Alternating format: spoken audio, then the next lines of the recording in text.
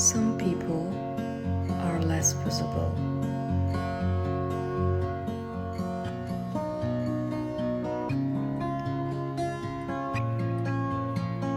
And less noisy.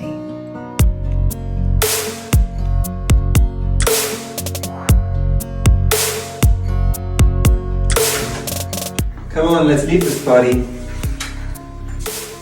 When we are not encouraged to speak up, when we lose focus because small talk drains us, and when people around us are not aware of the diverse needs and strengths in the room, then we may lose out on valuable contributions and innovation. Can you relate to this? Here's our plan.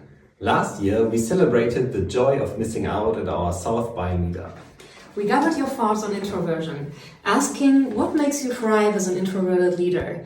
What do you need to feel included in a meeting, or what makes it difficult for you to learn and to contribute? Next year, in 2025, we want to build on what you have shared in a hands-on workshop and wrap it all up in a bundle of methods and best practices that you can take back to your teams, build on and move forward.